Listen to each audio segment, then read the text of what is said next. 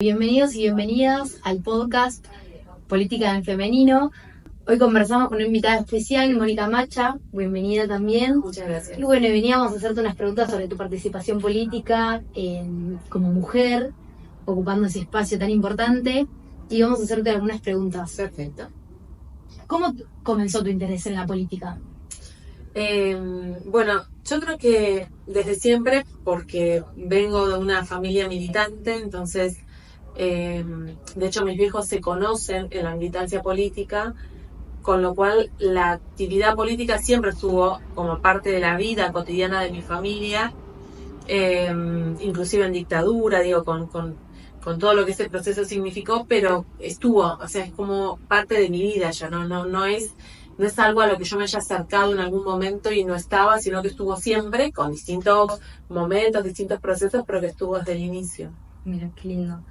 ¿Qué obstáculos enfrentaste como mujer en tu carrera política? Bueno,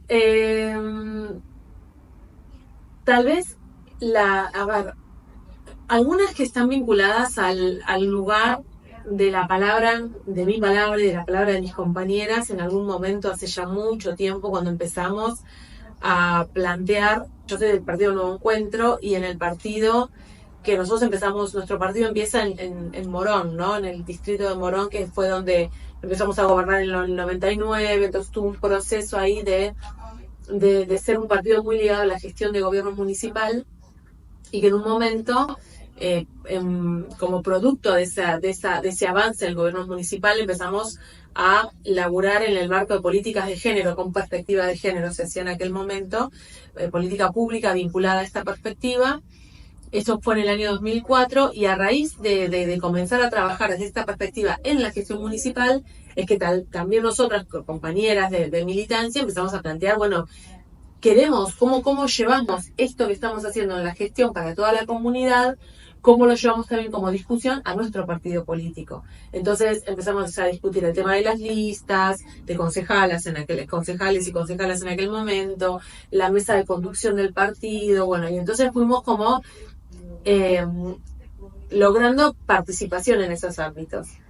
Y entonces teníamos el avance o la posibilidad de participar en términos de ir haciéndonos un lugar con compañeros que entendían que este era el contexto y que esta apertura se tenía que dar, pero después en las prácticas para nosotros era como más difícil las cosas, ¿no? Qué sé yo, tomar la palabra en una reunión de la mesa de conducción era todo un proceso en el que casi que te digo nos daba medio ánimo para animarnos a hacerlo, porque a nosotras era como una mirada más evaluatoria, ¿no? Si un varón toma la palabra y dice algo importante o no pasa nada.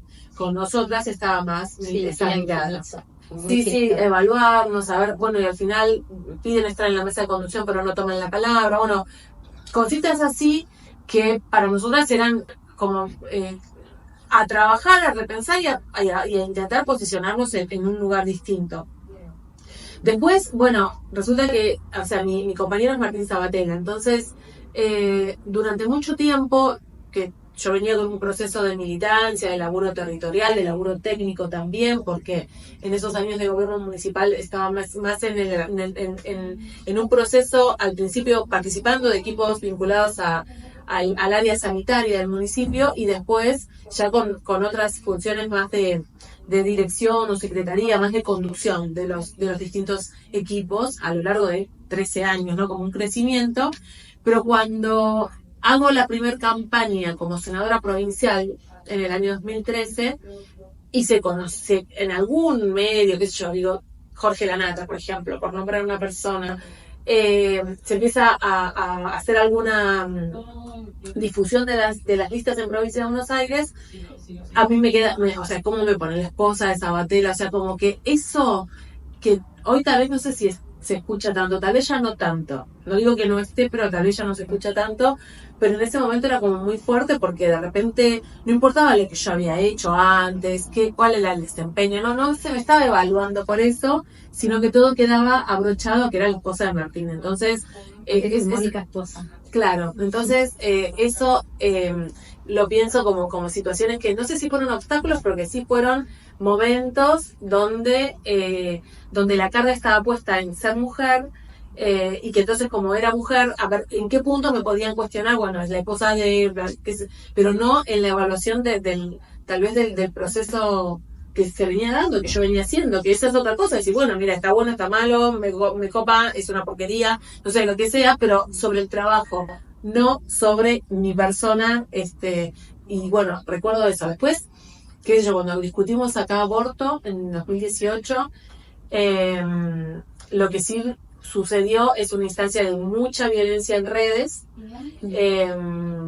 con muchas de nosotras hicieron flyers con nuestra cara, poniéndonos una franja que decía asesina, mostrando la dirección de mi casa, bueno, poniendo datos personales, que no pasó a mayores, pero que fue una agresión en redes, que la recuerdo también como parte de una avanzada, en ese caso, en contra de lo que veníamos haciendo, que era pelear por la ley del aborto.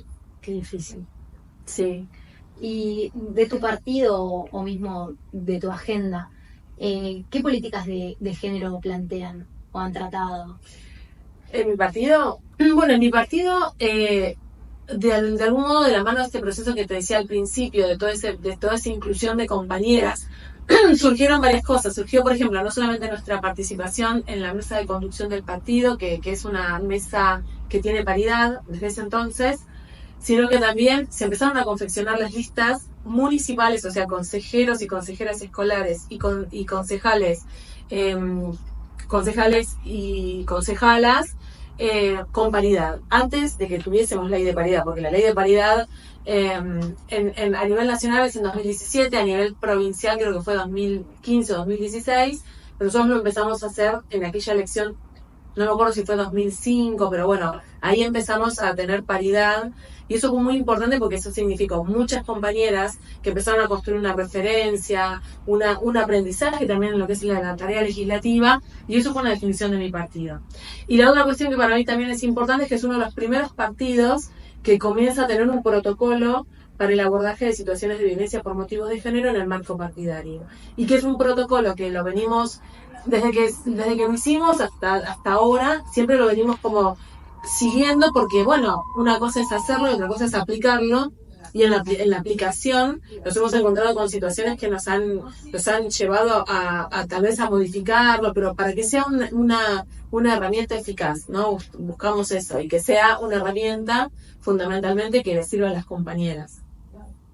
Esas son como acciones que tienen que ver con el partido en relación a esto, a poder pensarnos como un partido atravesado por el feminismo. De hecho, en algún momento nosotros hicimos un partido con perspectiva de género, después pasamos a ser un partido feminista, y en algún momento avanzamos en la idea de ser un partido transfeminista, y esto consolidado y consensuado con compañeros y compañeras en todo el país. Entonces, eso también nos permite, como bueno, que esta agenda transfeminista esté muy incluida en nuestra construcción política. Y como referente política, ¿qué consejo le darías a una joven que quiera adentrarse en la política? Primero que me parece que la decisión de la militancia política es, desde mi experiencia, de las más interesantes, porque creo que la actividad política es la herramienta que tienen los pueblos para sus transformaciones. Cuando venimos de familias trabajadoras, de familias, en mi caso, que sé yo, soy primera generación de universitarios, todo ese proceso que implica la movilidad social ascendente, todo esto, o sea, no somos de ninguna élite, ni política, ni económica, entonces, cuando de algún modo las ganas o el deseo de transformar la comunidad en la que vivís, de aportar, de ser protagonista, o sea, de no quedarte esperando que otros y otras hagan cosas por vos, ¿no? Yo creo que la política es, de algún modo, esas ganas de decir, bueno, yo también quiero aportar y colaborar a esa transformación. Me parece que es el mejor lugar. Me parece que es un lugar que construye comunidad, que construye un pensamiento colectivo, que tiene también sus tensiones. Hay como que ir aprendiendo a atravesar las tensiones en la política, que entiendo están en todas las actividades, pero tal vez la política, como es muy explícita, entonces también esos obstáculos son explícitos, ¿no? A veces cuando se habla del poder o el ejercicio del poder, a veces dicen no, porque el poder cambia a las personas. Y yo creo que el poder no cambia a las personas, que las personas se muestran tal como son cuando tienen que ejercer poder, que es otro movimiento. Entonces, a mí me parece que todas esas distintas aristas de la actividad política son muy formativas, son muy interesantes para politizar a un pueblo, y creo que es la mayor posibilidad que tenemos para las transformaciones. Que si no, todo viene dado por otras élites o por en este contexto, ¿no? De donde hay una supremacía del mercado y dejar que todo lo resuelva el mercado. Y el mercado, cuando resuelve con desigualdad. Entonces, creo que desde mi mirada, la única posibilidad de poder contar con un proceso donde la justicia social sea una protagonista, donde la búsqueda por la garantía de derechos también esté presente, es desde la actividad política. Así que yo creo que como consejo para cualquier compañera es, con el tiempo que pueda, con el proceso que se ve, que se meta en política. A veces puede ser una organización partidaria, a veces puede ser un espacio de activismo. El que sea, me parece que nos pone en un escalón distinto a la hora de pensar la organización comunitaria y la transformación social. Y en materia de género, en la política, ¿qué cambios te gustaría ver? ¿Qué desafíos encontrás que nos están dando y que estaría bueno que estén?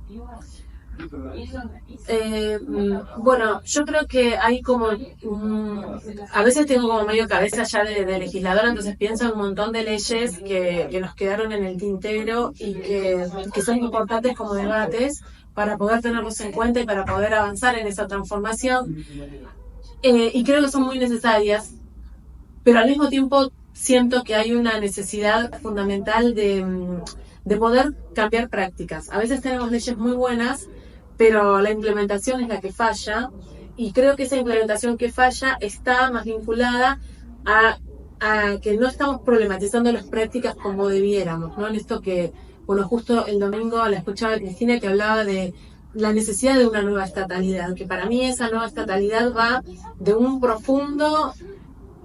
profunda mirada crítica sobre cómo hacemos Estado, ¿no? Porque el Estado sí no es una entelequia, y en realidad el Estado o las políticas públicas del Estado no solamente tienen que ver con una normativa y con un diseño de políticas públicas, sino también con las prácticas de todas las personas que trabajamos en el Estado y somos parte de esa acción.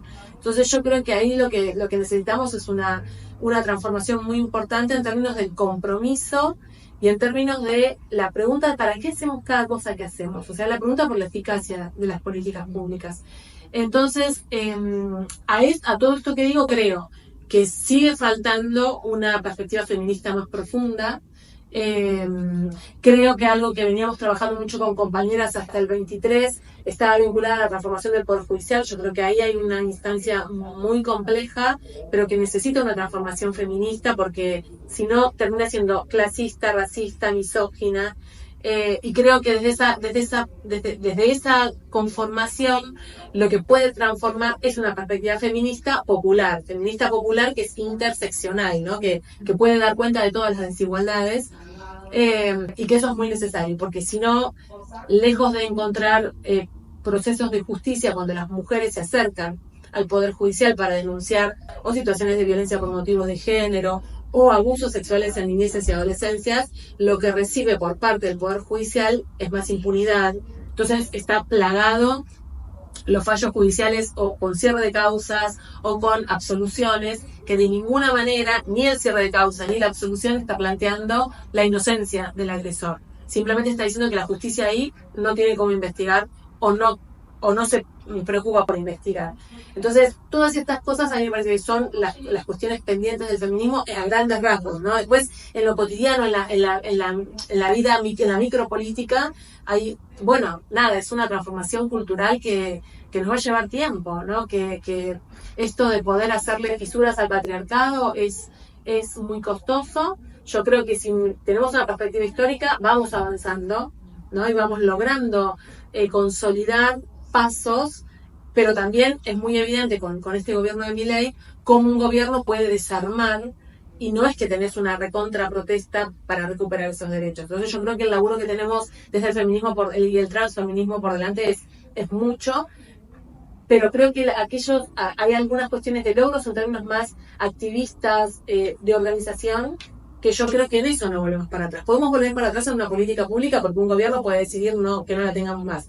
Pero en lo que nosotros logramos como organización, como defensa de derechos y como articulación de organizaciones y de agendas, yo creo que eso es más difícil de desarmar y creo que ese es también, en un nivel es un punto de llegada, pero para lo que viene es un punto de partida. Bueno, vamos con la sección de preguntas rápidas. ¿Y tenés alguna mujer política que te inspire? Bueno, sí, Cristina, Evita, Claudia Sheinbaum de México. O sea, son mujeres que... Y a ver, muchas más, pero esas 3 mujeres de una. ¿Un libro que te haya marcado? Un libro que me marcó a mí es Así se templó el acero, de un autor soviético. ¿Mate o café? Mate. ¿Tu primer recuerdo relacionado con política? Mi primer recuerdo cuando se hizo una marcha en los 80, creo que fue en el 82, que fue la marcha una marcha en contra de la dictadura. A mí me daba mucho miedo cuando mi papá no llegaba a casa. Y llegó esa noche todo transpirado y con hollín, y venía de una marcha en contra de la dictadura y nada, era esto, era que estaban ahí militando y tratando de cambiar esto y yo muerta de miedo. Sí. ¿Tu red social favorita cuál es? Instagram. ¿Una causa que siempre defenderías? Las niñeces, adolescencias y que puedan vivir libres de abusos sexuales. ¿Una emoción que debería estar mucho más presente en la política? La templanza. Muy importante. ¿Qué consejo te hubiera gustado recibir al empezar? En esta actividad política. Que me hubiera gustado recibir, esto de ir paso a paso, de valorar los procesos, y de mantener me sale el coraje, pero no es el coraje, es mantener la autoestima, ¿no? Ahí ir tranquila con la autoestima alta. ¿Banda o artista favorito? Silvio Rodríguez. Si tuvieras que tomarte un café con algún político, ¿con quién sería? Esa pregunta. Y con Cristina. Y para vos, ¿qué es hacer política en femenino? Para mí hacer política en femenino es ser como muy coherente con las banderas de la justicia social y del feminismo, ¿no? O sea, que no corrernos de esa articulación, de esa construcción. Honrar mucho los lugares que me tocan coyunturalmente e inesperadamente. Nunca me imaginé estar en este lugar y que ese paso por esa experiencia sea con honestidad y con coherencia. Bueno, muchísimas gracias. Un placer tenerte en invitado de honor. Y bueno, vamos a estar subiendo los demás episodios en Spotify y YouTube. Sigan nuestro Instagram de Generando CP, que se van a estar subiendo los enlaces de los episodios.